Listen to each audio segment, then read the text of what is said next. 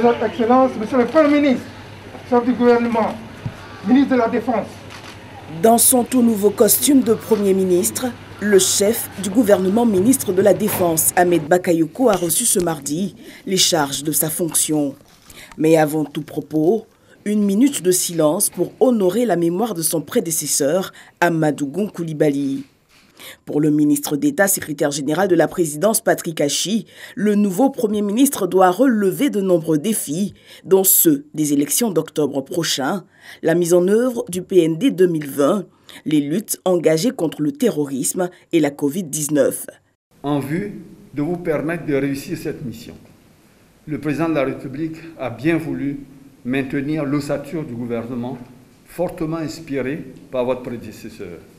Ce gouvernement a permis au pays d'enregistrer des performances remarquables, avec un taux de croissance du PIB de plus de 8% depuis 2012. Ce choix permettra d'assurer la continuité des grands chantiers initiés par feu Monsieur le Premier ministre Amadou Gon Coulibaly. Il s'agit notamment de la transformation structurelle avec le programme hospitalier, l'eau potable, l'électrification, la transformation des matières premières comme l'anacarde, le cacao et les BA. Tour à tour, le directeur de cabinet de la primature et la secrétaire générale du gouvernement ont dressé point et état des lieux. Quand il prend la parole, Ahmed Bakayoko salue le grand homme qu'était son prédécesseur. Il remercie le chef de l'État pour la confiance placée en une génération de jeunes Ivoiriens. Monsieur le ministre d'État, secrétaire général de la présidence de la République, je vous prie de bien vouloir transmettre à son Excellence le président de la République notre infinie reconnaissance ainsi que notre détermination à assumer, avec honneur, loyauté et dévouement, les hautes charges qu'il vient ainsi de nous confier. Le Premier ministre n'a pas manqué de s'engager à l'excellence du travail. Les grandes orientations de son Excellence le Président de la République en matière de renforcement de la paix et de la cohésion sociale, de transformation structurelle de notre économie, de raffermissement de l'action sociale du gouvernement doivent se poursuivre résolument.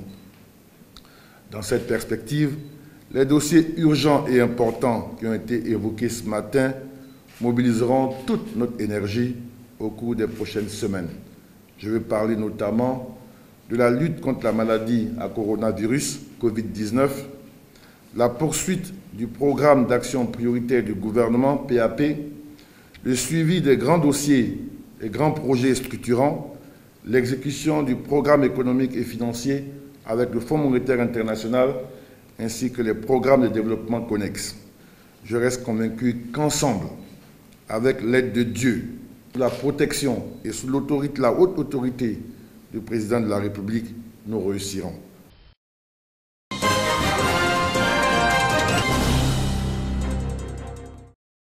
L'ex-premier ministre Amadou Gon Coulibaly, jusqu'à son rappel à Dieu le 8 juillet dernier, rêvait de faire de Korogo, sa ville natale, une ville lumière avec des infrastructures modernes.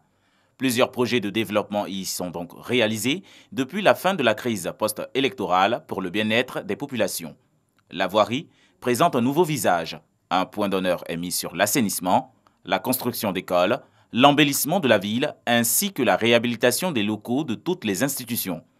Après sa disparition, certains cadres s'engagent à poursuivre cette transformation de la cité du Poro.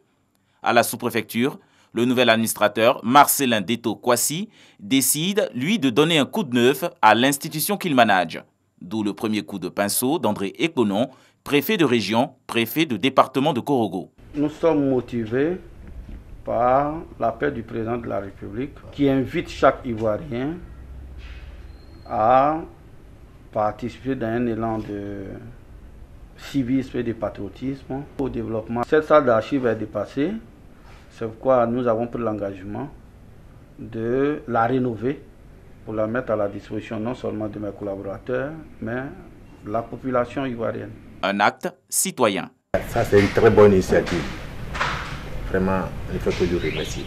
Ces travaux d'un coût global de 3 millions de francs CFA consistent à la réhabilitation de la sous-préfecture, la numérisation des actes de l'état civil et de tous les actes administratifs. La livraison est prévue dans un mois.